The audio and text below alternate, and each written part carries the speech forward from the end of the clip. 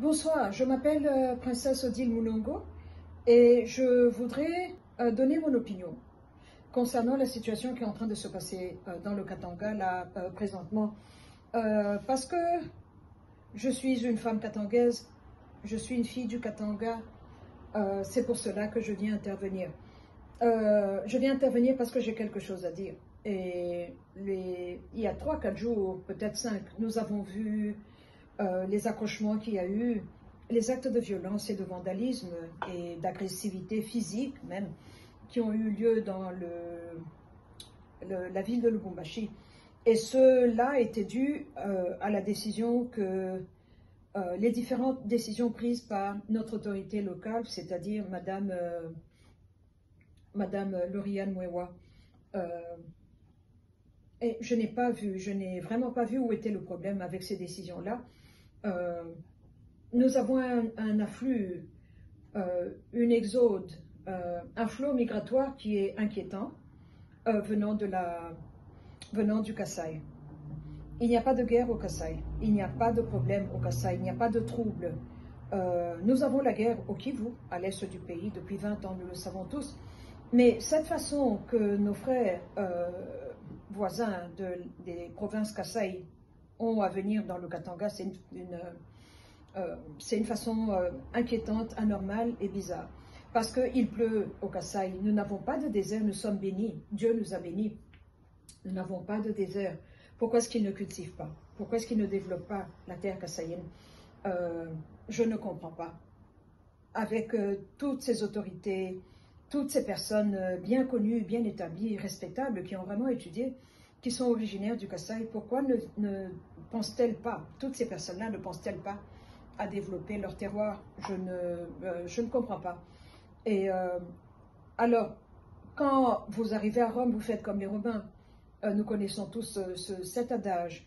Et les décisions prises par Madame le maire ont pour but d'améliorer la vie ou de ramener l'ordre et la propreté qu'il y avait dans la ville de Lubumbashi. Je suis née là, j'ai grandi là. C'était une ville très propre. Likasi était même plus belle et plus propre. On appelait Likasi le joyau du Katanga. C'était une très belle petite ville, bien montagneuse, là, très mignonne, très coquette. Et alors, avec cet afflux d'émigrés non contrôlés, la ville n'est pas, l'urbanisme ou ce que nous avions ne prévoit pas autant de personnes, n'a pas été prévu pour une population qui vient comme ça. Et voilà la source des problèmes, si vous me demandez.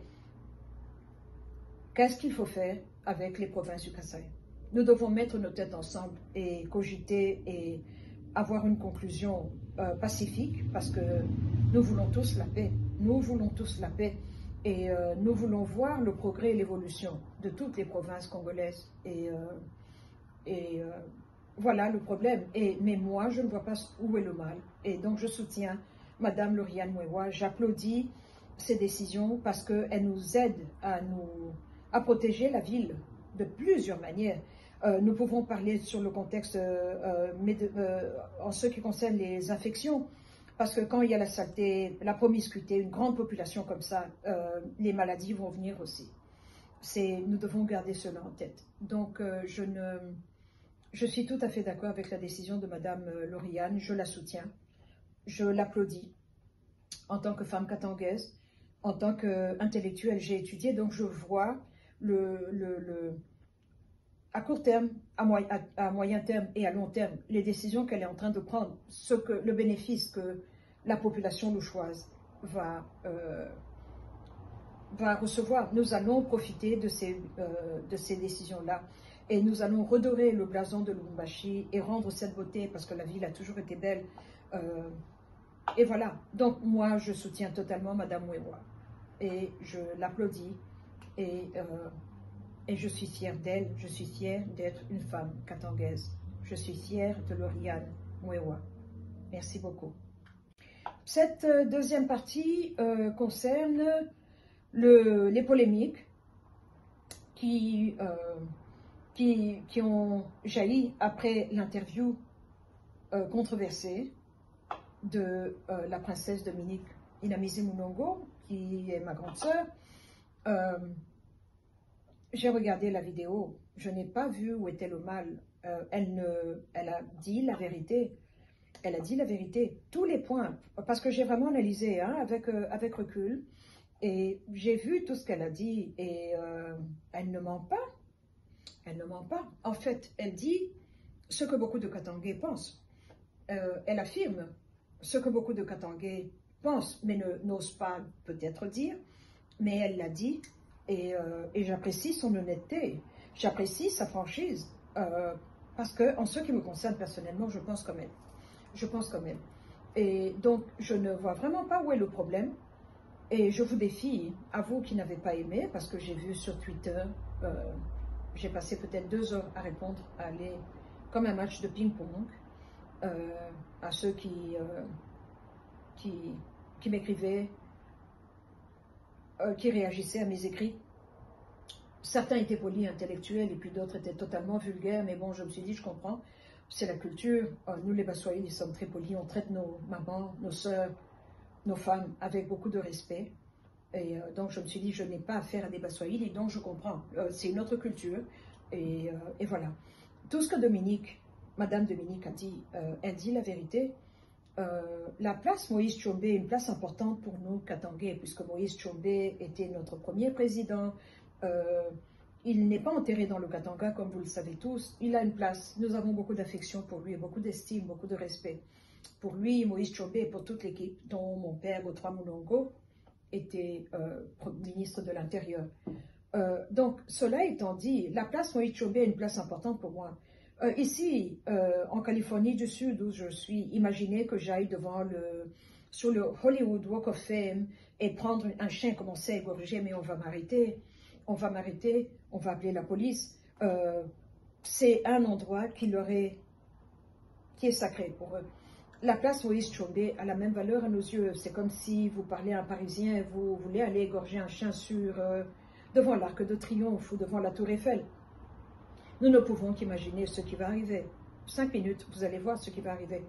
Alors, pour nous, c'est choquant, parce que le chien n'est pas dans la gastronomie katangaise. Ce n'est pas notre culture. Alors, quand vous venez à Rome, faites comme les Romains. Parce que déjà, tuer une chèvre, ce que j'ai déjà fait, égorger, nettoyer, comme on nettoie pour la cuisson, les odeurs et tout le tralala. Alors, imaginez un chien. Et c'est choquant, parce que pour nous, on a grandi avec beaucoup de chiens. Je peux vous citer leurs noms, je me rappelle encore, depuis que je suis toute petite comme ça, nos parents avaient beaucoup de chiens, des bergers belges, des bergers allemands, même des rottweilers. Et donc pour nous, le chien est un ami, pas la nourriture. Mais tout ce que Madame Dominique a dit, elle ne ment pas. Je vous défie, montrez-moi un seul élément qui est mensonger, qui est haineux. Elle a dit la vérité. En fait, elle a étalé les différences. C'est 2 cultures différentes. Mais ce qui nous choque, c'est de voir ces atrocités. Parce que la façon dont le chien est tué, on ne coupe pas seulement le cou et puis on en finit. Voilà, non. J'ai vu des vidéos, je crois qu'on enfonce des choses dans la partie anale. On met le chien pendant qu'il est vivant sur le feu. Il agonise, il brûle. Ces mauvaises odeurs. J'ai cru comprendre que la peau aussi est consommée après qu'on enlève les poils. C'est pas notre culture. Donc, permettez-nous d'être choqués, permettez-nous d'être étonnés, de dire, mais ce n'est pas possible. Il y a la poule, il y a des moutons, il y a des chèvres, non. Non, pour vous, c'est le chien, mais ce n'est pas pour nous. Alors, permettez-nous d'avoir des réactions. Nous ne sommes pas des robots ou androïdes qui n'ont pas de feeling, qui sont là, qui regardent impassibles et impavides. Non, ça ne marche pas comme ça. Et là, nous devons mettre nos têtes ensemble, résoudre le problème migratoire, se poser la question, qu'est-ce qui se passe? Qu'est-ce qui se passe? Parce que nous voulons tous la paix dans le Congo, nous voulons tous l'évolution dans le Congo, que nous puissions aller de l'avant. Le Congo a beaucoup souffert collectivement. Chaque province a ses problèmes, mais le Katanga aussi a beaucoup souffert. Et le Katanga a beaucoup donné, beaucoup donné, beaucoup donné. De gré ou de force, le Katanga a beaucoup donné. Et donc voilà ce que je voulais dire. Je n'ai pas vu où était le mal dans ce que Madame Dominique, la princesse Inamizi, a dit. Par contre, ce matin sur Twitter, j'ai vu M. Abraham Lwakabwanga, je crois, qui propose de faire de l'emmener au tribunal, un lawsuit, ou aller faire une plainte. Vous avez le droit de faire ce que vous voulez, monsieur, mais si j'étais vous, je ne le ferais pas. Je ne le ferai pas. Il y a une chose qui est appelée effet boomerang en sociologie et en politique. Effet boomerang. Je me suis renseignée à votre sujet, on m'a dit que vous avez vécu et étudié ici aux États-Unis, comme moi, je suis encore ici. Donc vous devez comprendre, vous devez savoir que la liberté d'expression est une chose qu'il faut